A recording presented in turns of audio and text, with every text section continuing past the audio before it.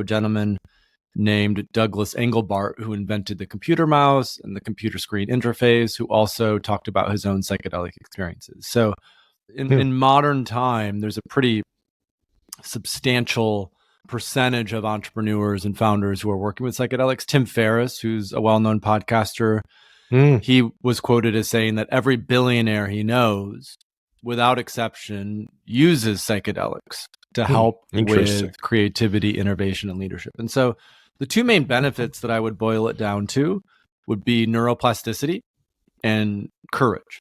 And neuroplasticity is the ability for us to learn quickly and adapt to uncertain situations. And every entrepreneur who's either building a business or running a business knows that there's a lot of uncertainty. We have to make choices and decisions without all of the information available.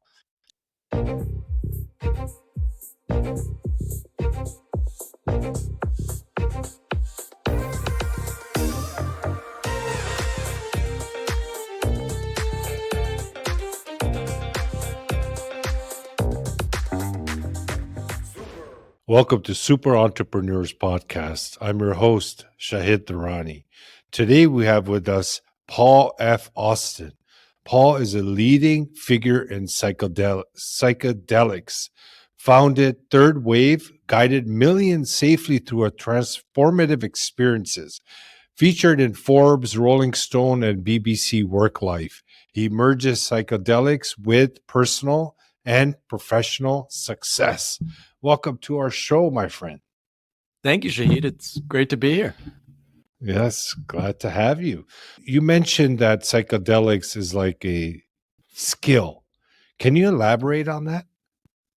It's a great opening point. A lot of people hear about psychedelics, especially those who are fairly new to this whole world, and they feel maybe like they're interested or curious about them. They've maybe seen some of the research or media that's come out about it, but they're a little intimidated by the fact of working with them. And so to help ease that process, I compare psychedelics to learning how to cook or learning how to write or even learning jujitsu, like a martial arts, where there's like beginner ways to start so you can get a sense of how do I work with what we might call altered states of consciousness.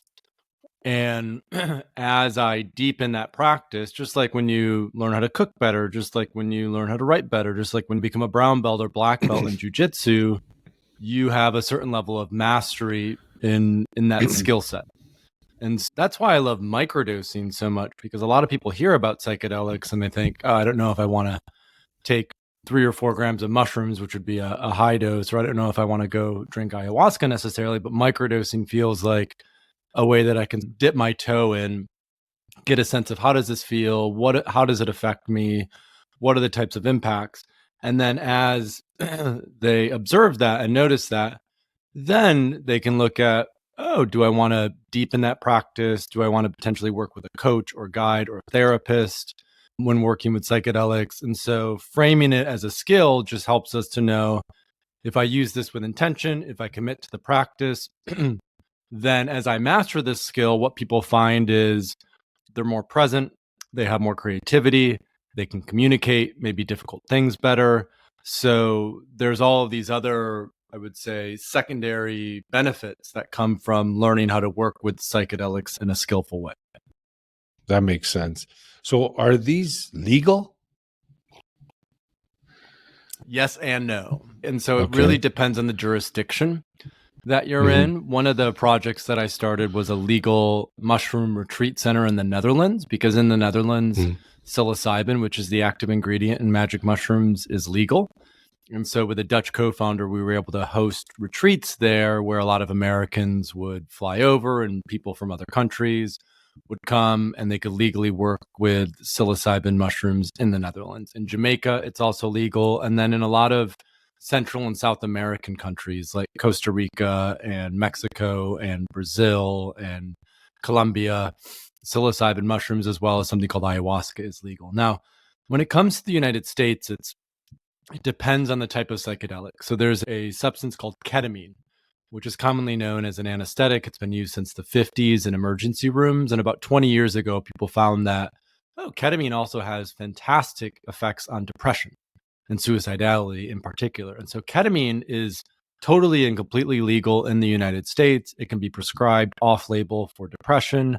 There are tens of thousands, if not hundreds of thousands of people who in the last, especially since COVID, the last 3 or 4 years, have worked with ketamine to help them with anxiety, depression, and just overall mental health. Now, when we're looking at psilocybin mushrooms, they're following a somewhat similar path as what cannabis followed in the United States, in that certain states are legalizing psilocybin mushrooms. So in Oregon, you can fly to Oregon right now and legally work with psilocybin mushrooms. And it's the same in Colorado. Colorado has also legalized psilocybin mushrooms, but in every other state right now, they're illegal. The final thing that I'll mention is there's a drug called MDMA, which a lot of people know as ecstasy. And MDMA is on the verge of becoming approved by the FDA. It will happen next year in 2024 to treat PTSD. So by probably September or October, physicians, prescribing psychiatrists will be able to prescribe MDMA to clients of theirs that have PTSD. And they found in that research that MDMA-assisted psychotherapy, so it's not just, here's MDMA, but you can just go take it at home. You do it within a therapeutic setting with a guide or a therapist. And they found that it's 3 times as effective as conventional treatments for PTSD. And of course, this is really important because we have something like 22 veterans committing suicide every day. There's a lot of people who struggle with PTSD and nothing has worked. And so MDMA, when it is approved next year by the FDA, will really be a breakthrough treatment for those who haven't really found a way to heal their PTSD previously. Okay, but would you consider these addictive? Yeah, so what's interesting about psychedelics is a lot of people hear about psychedelics and they think, oh, these are illegal for the most part. And because they're illegal, they must be addictive or harmful. When in fact, there's a lot of nuance or difference between, let's say, psychedelics and heroin, cocaine, crystal meth, and other fentanyl, other drugs that people know about. A lot of those cocaine, opiates, crystal meth, these are all addictive. Psychedelics are actually anti-addictive. Psilocybin, which is in psilocybin mushrooms, is the safest drug available to us, legal or illegal. It's safer than alcohol. It's safer than tobacco. It's safer than cannabis. And in clinical research, they've shown that when psilocybin mushrooms are used, they're incredibly effective at treating alcoholism. They can be effective at treating nicotine addiction. There's other psychedelics that are really effective at treating opiate addiction. And so these are not physiologically addictive whatsoever. And that's important because even legal drugs like Prozac and Zoloft and Ritalin and Adderall, which are used to treat depression or ADHD, these are all addictive. If you start taking a conventional psychiatric medication and you stop taking, you have withdrawals and there's lots of other issues. Psychedelics are not like that at all. In fact, a lot of people are working with microdosing or other psychedelics to wean off these conventional psychiatric medications because you can do it on a semi-regular basis and you have no withdrawals, there's no addiction whatsoever. So the reason they became illegal in the first place was not for scientific reasons, it was for political reasons. That a lot of people who were using psychedelics in the 50s and 60s were also part of the anti-war movement in the United States against the Vietnam War. And so the US government knew that they couldn't arrest people for protesting, but if they made the drugs like LSD and mushrooms that these people were using illegal, they could throw them in jail. And so that's why they became illegal in the first place, not because they're addictive or harmful or anything like that. Ayahuasca is used for spiritually awakening as well. Can you speak about that? So ayahuasca is a tea. It's made from 2 plants in the Amazon. It's been used for over 1,000 years by indigenous peoples in the Amazon. And the experience of ayahuasca, the main, I would say, psychoactive in ayahuasca is called dimethyltryptamine, DMT. And so when you drink ayahuasca, you're essentially working with, let's say, a plant medicine that has a lineage of use for over 1,000 years, if not longer. And research has shown that ayahuasca can be particularly helpful again, at treating depression, addiction, PTSD. But to make this relevant for this audience, a lot of entrepreneurs are now working with ayahuasca because it helps them to have improved creativity and this sort of spiritual awakening that you talk about. And I know usually in business and entrepreneurship, we're not so focused on the sort of spiritual realm. Many of us are much more focused, we're driven, we're ambitious, we want to be successful, we want to help people create products and services that are useful. And for anyone who is an entrepreneur or a founder or in a leadership position, the skill that is being asked of us more and more is to be innovative, to be creative, to be adaptable. Yes. And so when we have these, let's say, spiritual awakenings through ayahuasca, what people find is life becomes more meaningful. It heightens their awareness of existence. It expands their mind. So all of a sudden they have creative ideas that otherwise wouldn't have been accessible. And generally, people find a lot of benefit from it. Probably the most famous person who's recently spoken about ayahuasca is Aaron Rodgers, who is one of the best NFL quarterbacks of all time. And he has talked about how he's gone down to the Amazon and worked with ayahuasca, and it's helped him with his mindset in particular. And I think that's another important aspect to emphasize is because these experiences are so intense, it really helps to cultivate a mindset of resilience. It really helps to cultivate a mindset of, I would say, commitment and courage. I often compare it to confidence, right? I often compare it to, I do cold plunging on a pretty regular basis.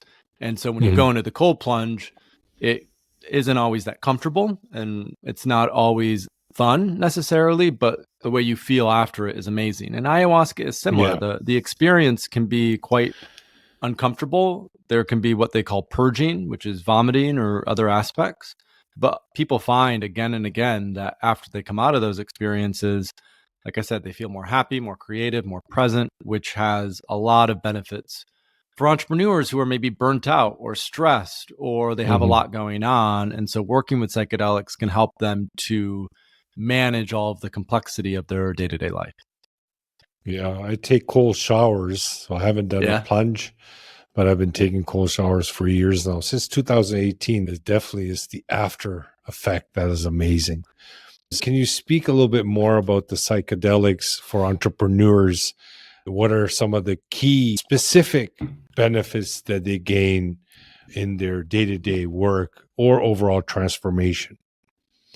So what's really interesting about psychedelics is they are interwoven with the tech industry in particular. And so in the 50s and 60s, there was a lot of research done at Stanford University with LSD in particular when it was legal. And a lot of those people in Palo Alto who were part of the experiments or were around in that period of time, they went on to become some of the most prolific inventors or CEOs in Silicon Valley. Steve Jobs is the most well-known example, but there was also a gentleman named Douglas Engelbart who invented the computer mouse and the computer screen interface, who also talked about his own psychedelic experiences. So there's in modern time, there's a pretty substantial percentage of entrepreneurs and founders who are working with psychedelics. Tim Ferriss, who's a well-known podcaster, he was quoted as saying that every billionaire he knows, without exception, uses psychedelics to help with creativity, innovation, and leadership. And so the two main benefits that I would boil it down to would be neuroplasticity and courage. And neuroplasticity is the ability, fearlessness. Neuroplasticity is the ability for us to learn quickly and adapt to uncertain situations. And every entrepreneur who's either building a business or running a business knows that there's a lot of uncertainty. We have to make choices and decisions without all of the information available. And a lot of those choices and decisions come from, we could say, our intuition or our gut. And so when we work with psychedelics, it allows us a spaciousness to really listen to ourselves about what do we think is the best path forward? How do we collect as much information as we can and make a really informed decision from that? And how do we adapt to novel situations, novel contexts? Because when we work with psychedelics, what's happening in the brain is it's increasing the production of something called BDNF, brain-derived neurotrophic factor. And BDNF is a precursor to neuroplasticity. And so if you look at brain scans of people who are on especially higher doses of psychedelics, the two hemispheres of their brains are communicating at a very high level. And so that communication helps to make the brain more malleable. And when the brain becomes more malleable, we can learn quicker and we can adapt quicker. So I would say that's the first core benefit. And the second is, like you mentioned, fearlessness or courage. That being an entrepreneur, we often have to strike. We're pioneers. We have to make courageous decisions without all the information available to us. And sometimes in our everyday life, fear and the constriction of fear can hold us back because we don't think we're worthy, or we don't think we're going to get it right, or whatever that is. And when we work with psychedelics, what's happening in the brain is there's a tiny little almond size thing that's deep in our brain that's called the amygdala. It's also called the reptilian brain. It's the oldest part of our brain from when we were mammals hundreds of millions of years ago. And the amygdala dictates our fear response. And so whenever we're faced with a difficult situation or we have to confront something that's challenging, the amygdala is starting to ratchet up and make us a little bit fearful. And so what psychedelics do is they downregulate the fear response from the amygdala. And so all of a sudden then, as an entrepreneur, we can actually make choices and decisions not out of a place of fear, but out of a place of fearlessness or courage. And so working with psychedelics will often help people to go, okay, this is where I am. This is where I want to go. What's the discrepancy between what I want to create and where I am? And how do I have the courage to bridge that gap? And psychedelics often provide a sort of vision or clarity on, okay, this may be difficult or challenging to do, but I feel like I'm confident, I'm equipped, and I can actually create the thing that I want to create. And a lot of it, again, comes down to this sense of less fear, more openness, more courage, which allows creators, entrepreneurs to be fearless. Yeah, they get into that creative state. Once you take out the fear component, you take bigger risk. And to be honest, in entrepreneurship, it's all about risk taking. And risk management as well, discernment between, okay, this feels like a great idea, and I know these are all the potential assumptions, and this, so it definitely helps with taking risks. But I think what's important to emphasize is they don't have to be uncalculated risks. In other words, when I work with psychedelics myself, I have a lot of insights or downloads, or maybe I should do this or do this. And part of the integration process after working with a psychedelic is coming back into it in a more, let's say, sober state of mind, and actually running through the strategy and going, okay, which of these ideas are actually legitimate and helpful, and then executing and taking action on those ideas. So there's a balance there. It's not just, I got this vision with ayahuasca and I'm going to go do this thing. It's, I got this vision. Let's actually look at it from an analytical perspective as well and decide what's the best way to move forward from here. It's like you said, the download, the intuitive download that you get. And from there, if it's going to work or not. And a lot of scientists in the past, and a lot of things that we enjoy today were done in a similar manner. There's someone that intuitively picked up some information and they analyzed it to see if it's going to be a good run with it or not. Exactly. Yeah. So there's increased interest in psychedelics nowadays. What about the ethical side of things? Do you have anything that you could share for anybody entering this space that they need to keep in mind? Yeah, so safety is paramount when it comes to especially working with higher doses of psychedelics, because when we drink something like ayahuasca or work with ketamine or take psilocybin mushrooms, we tend to be in a much more vulnerable state. And that's part of the healing or transformative opportunity with psychedelics is a lot of entrepreneurs will always go type A, get shit done, make shit happen. And I think there's benefit in learning also how to surrender and let go and release when it's appropriate.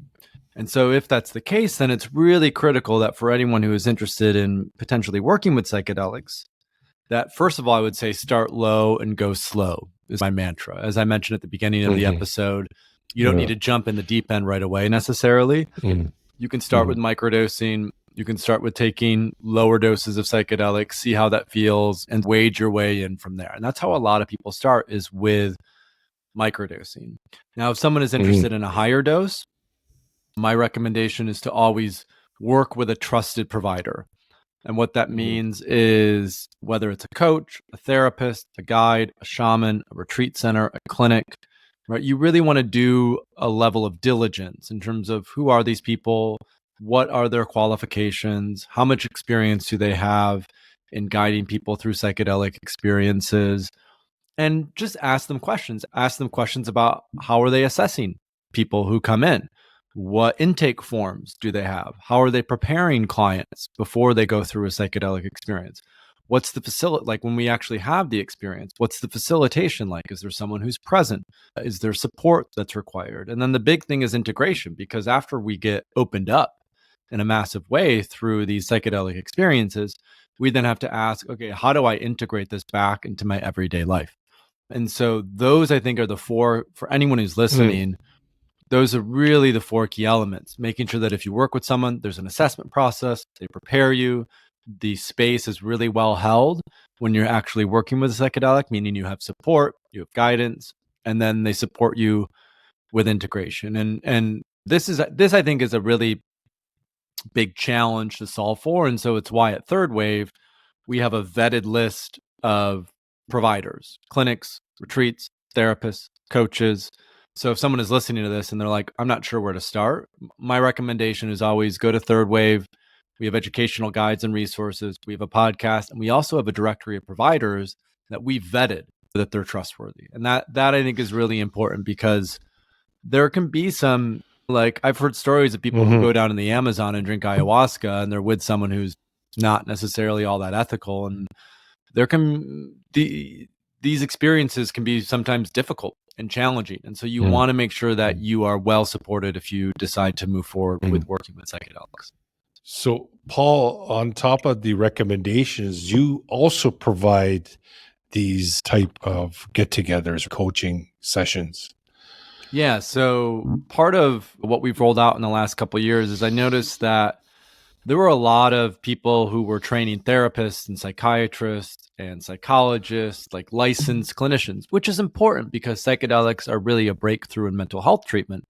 But no one was training executive coaches, holistic health coaches, life and relationship coaches. So we've rolled out a training program for coaches. And okay, how do I work with, if I have a client who comes to me and I'm an executive coach, how do I know how to navigate the psychedelic space with them? And so we've trained about 200 coaches so far in our methodology. And then our best coaches we offer to the general public. So if there are like any entrepreneurs who are listening to this who are like, I'm not sure where to start, we actually have a one-to-one coaching program where we guide you through a 90-day experience. We prepare you, we support you when you go through the experience itself, and then we help you integrate afterwards. And that one-to-one coaching support can be really helpful, because a lot of entrepreneurs are not necessarily interested in healing addictions or depression. They're interested in, like we talked about already, the sort of spiritual awakening, or the creativity, or better communication, or just better living in general. More so ideas. We've trained more ideas, right? More innovative. Yeah. So we've trained a lot of coaches in terms of how to do that. And that's our one-to-one coaching program. It's called personalized psychedelic coaching. Cool. So Paul, did they have to leave the country to go somewhere where it's allowed, part of the package? They could go to Oregon, right? So Oregon has legal psilocybin mushrooms. In Canada, it's legal in most of the provinces now. So if someone is listening and they're in Canada, they could do that. If they're in Europe, they can go to the Netherlands. But right now in the United States, Oregon and Colorado both offer this. And then a lot of people will, as part of our program, we do some things like in your own home, so to say. And so a lot of people are actually, they're growing their own mushrooms, or they're sourcing their own substances. And as long as they have a sitter, a guide who is there present with them, people don't necessarily have to travel to Mexico or Costa Rica or the Amazon to do this. There's more and more opportunities to do it in the safety of your own home. That's wonderful. It was great talking to you, Paul. This is great information. I'm sure it's going to add value in the marketplace. It's definitely becoming more mainstream in the entrepreneurship world because people are hearing some incredible stories of transformations. So I'm grateful for you to come on the show and share this knowledge. Thank you, Shahid. Thank you for creating the platform and your willingness My to pleasure. amplify what we're talking about with psychedelics. And if, like I said, if folks want to learn more, thethirdwave.co, that's a great starting point. And then I also wrote a book called Mastering Microdosing that can be found on Amazon if folks want to find out more about microdosing. Perfect. Thank you, Paul. Keep in touch. Thank you, Shahid.